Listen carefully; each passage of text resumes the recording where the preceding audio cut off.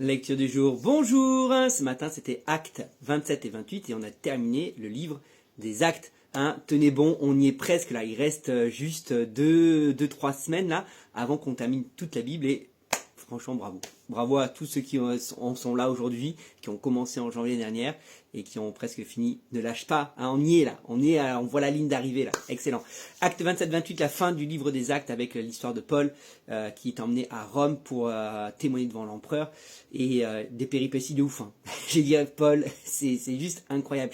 Oui, il y a plusieurs choses que je note, c'est que Paul n'est pas du tout marin, n'est-ce pas? Mais il a l'esprit de Dieu et Paul sait qu'il doit pas partir parce que ça va pas bien se passer. Mais vu que il est prisonnier, 2 qui n'est pas marin, ben, le capitaine, le centurion en tout cas préfère écouter le capitaine qui dit mais c'est pas un bon port pour passer l'hiver, il vaut mieux partir. Et Paul dit non, il faut pas partir parce que ça va mal se passer. Et oui, il faut toujours écouter ceux qui ont l'esprit de Dieu et qui ont le discernement, pas les techniciens, pas forcément les professionnels du truc.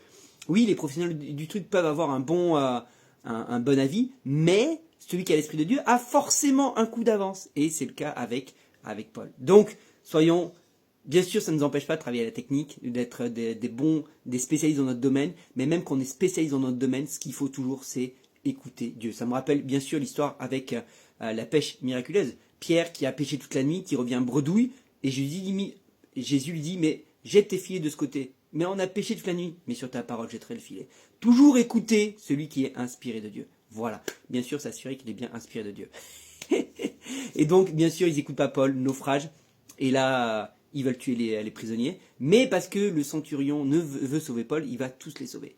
Incroyable. Il y a aucun prisonnier va être tué. Paul, sur la berge, prend du bois, se moque par un serpent. Et là, se disent, mais ce mec, qui est ce mec? Il échappe à un naufrage. Il échappe à la morsure de sa mort. Au début, il pensait que c'est un criminel. En mode, il doit vraiment mourir parce que Dieu veut pas les suivre. Et le contraire, au final, se passe. Ils le prennent presque pour un demi-dieu, à la limite.